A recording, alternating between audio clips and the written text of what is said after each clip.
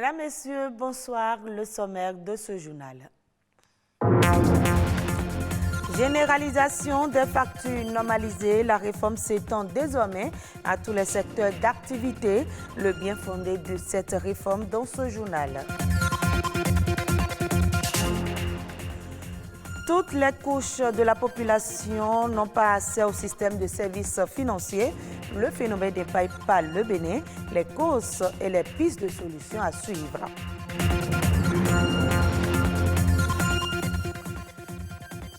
Les menstruations peuvent être source de gêne. C'est un phénomène caractérisé par un écoulement sanguin périodique.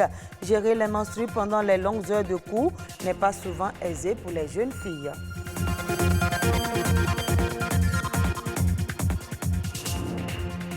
Merci de votre fidélité. Tout vendeur de biens et services sur le territoire national est tenu de délivrer à ses clients des factures normalisées. La réforme des factures normalisées s'étend donc à tous les secteurs d'activité économique. Quel est le bien fondé de cette réforme? La réponse dans ce reportage de Alessandra Diotta. Moi, je suis avocat. Vos notes d'honoraires, les clients exigent que ce soit avec les factures normalisées. La voilà une facture.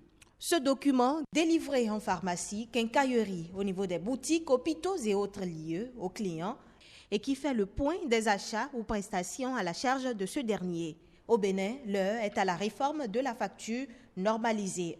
Quand on dit facture normalisée, c'est une facture simple, une facture ordinaire que nous connaissons tous, mais à laquelle des éléments de sécurité sont ajoutés pour quand même contrôler un peu ce qui se fait dans les entreprises. La particularité, c'est quoi? La particularité, c'est que désormais, tout ce qui se fait dans les entreprises est directement envoyé à la DGI via notre système qui gère cette plateforme-là.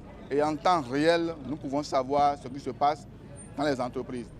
L'émission d'une facture normalisée est possible par le biais d'une machine physique ou soit par le IMSF, qui est une option numérique permettant à tout type de contribuable d'émettre sans machine les factures normalisées. Le premier avantage, le plus flagrant qui est là, est que l'achat de la machine et l'utilisation à bon escient permet la sécurisation des données au sein de votre entreprise. À la fin de la journée, vous n'avez plus besoin de se tracasser avant de savoir le chiffre d'affaires que vous avez effectué. La machine vous permet de faire les rapports sur des périodes. Il y a des entreprises qu'on appelle les assujettis redevables à la TVA qui collectent la TVA parce que la TVA est supportée par le dernier consommateur. Donc, quand toi tu es un client et que tu vas dans cette société que tu achètes, si tu réclames ta facture normalisée, tu es sûr et certain que les 18% que tu as payé sur ton achat, que ça sera reversé à l'État. C'est normal et ça permet de donner ce qui revient à qui de droit. Ce qui est pour l'État, ce qui revient aux entreprises, pour les entreprises. La réforme de la facture normalisée a été initiée depuis 2016. Elle a d'abord connu un début d'expérimentation en 2018, avant la décision de généralisation aux moyennes et grandes entreprises intervenue en décembre 2019. Les entreprises assujetties à la taxe professionnelle synthétique et qui exercent dans le domaine des professions libérales sont associées un an plus tard. Et le 30 juin 2021 est la date limite accordée aux autres entreprises restées jusqu'ici en marge pour se conformer. La réforme des factures normalisées, ce n'est pas une réforme de fiscalité. Cette réforme ne crée pas une nouvelle taxe. Cette réforme n'est pas une réforme de TVA.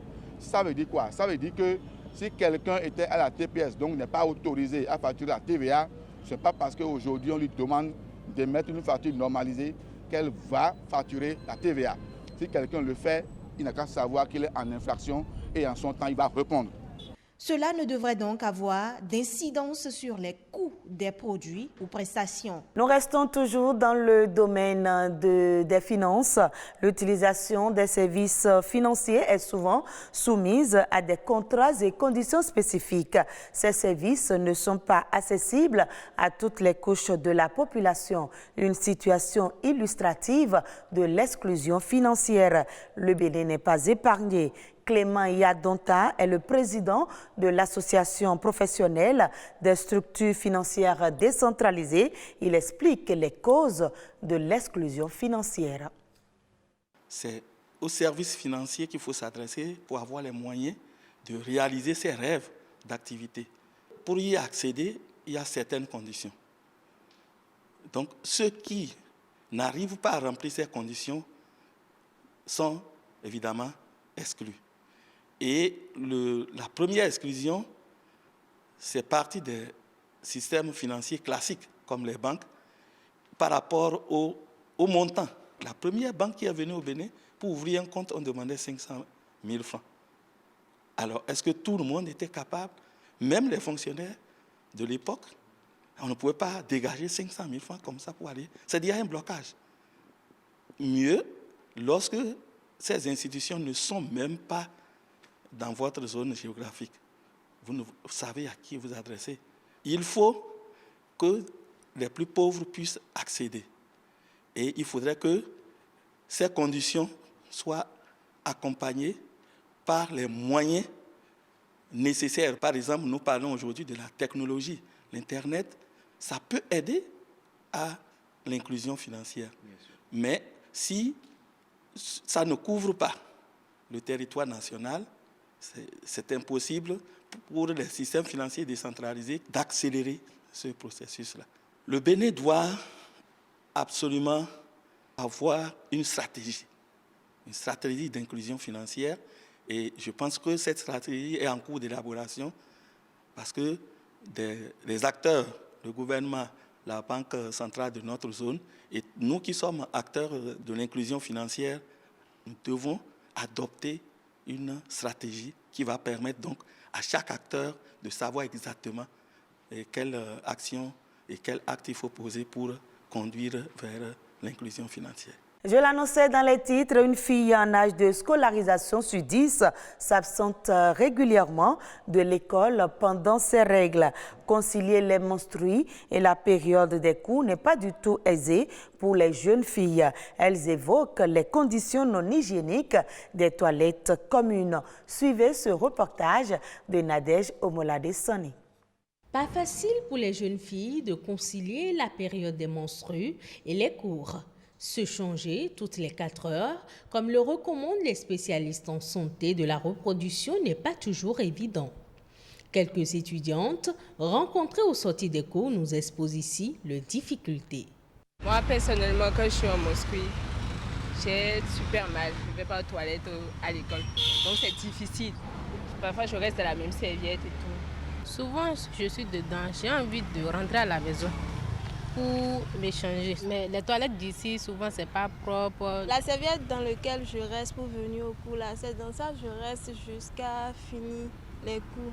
Et je rentre comme ça. Les toilettes ne sont pas propres et autres, donc je reste comme ça jusqu'à 19h. Des situations auxquelles elles font face et qui constituent un handicap pour le suivi régulier des activités académiques.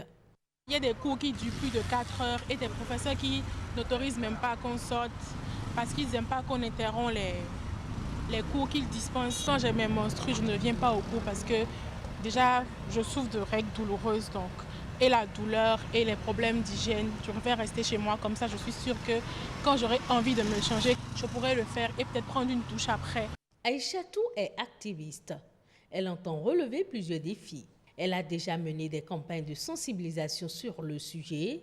Ses prochains défis, faire des plaidoyers en vue de doter les collèges et universités d'infrastructures sanitaires adaptées aux besoins des filles. Sa cible, les gouvernants. Il faudrait réellement que nous jetons un regard au niveau des toilettes qui sont dans les écoles et dans les universités. Parce que l'hygiène au niveau de la jeune fille, ça peut causer à la longue des infections qui peuvent créer une infertilité à la suite. Toute femme en bonne santé doit avoir ses règles en moyenne entre 2555 et 3000 jours dans sa vie. Des chiffres qui ont suscité plus d'engouement chez Aïchatou. Elle envisage également plaider pour une distribution gratuite des serviettes périodiques réutilisables en milieu académique, mais surtout dans les zones rurales. En sa qualité de père éducateur, elle sensibilise les filles sur les comportements pour une bonne hygiène pendant les menstrues.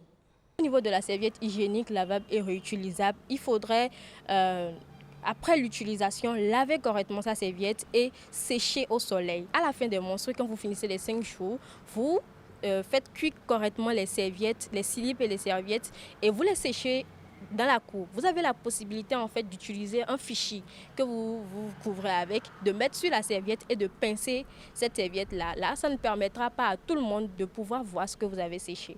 D'après des études faites au Bénin en 2017 et initiées par le programme d'analyse du système éducatif, 11% des filles réglées ne vont pas à l'école. Il est donc important de trouver des solutions pour contrer ce handicap à l'épanouissement intellectuel des femmes. Suivons à présent une compilation des autres informations au plan national. C'est une présentation de Ulvaeus Balogun.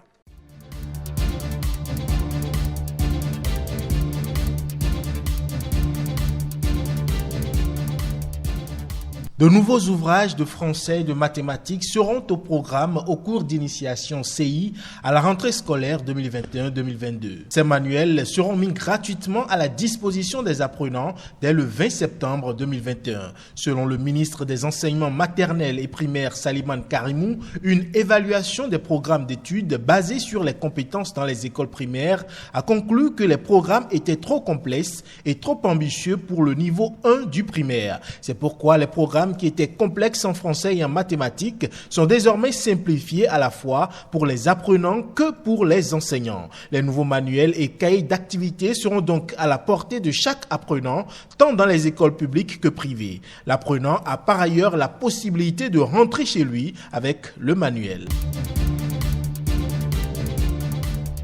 Le nouveau répertoire des prix de référence est désormais disponible. Ce document, rendu public par le ministère de l'Économie et des Finances, compte 9478 articles répartis en 17 catégories avec 4 innovations majeures. Il s'agit en premier de l'encadrement du coût des travaux de construction des modules de classe, des latrines, des centres de santé, des forages et des fosses septiques. S'ensuit l'encadrement du coût de construction, de réhabilitation et d'installation de chantiers de route et d'encadrement du coût des lampadaires et autres équipements solaires. La dernière innovation est la création d'une nouvelle sous-catégorie dénommée matériel pédagogique dans la catégorie fourniture de bureaux et matériel pédagogique. Le bilan de l'évolution du Covid-19 s'alourdit chaque jour. Selon les chiffres publiés sur le site du gouvernement, le nombre de décès et cas confirmés sont en progression rapide. Le Bénin compte désormais 135 décès liés au Covid-19. Le tableau sanitaire affiche alors un total de 16 946 cas confirmés, dont 4 921 patients sous traitement et 11 890 déclarés guéris. Et face à cette augmentation des cas, les citoyens béninois ont commencé par prendre d'assaut les sites dédiés à la vaccination contre le Covid-19. Mais à la date du 3 septembre 2021, seules 42 212 personnes sont complètement vaccinées, ce qui représente environ 0,4% de la population totale.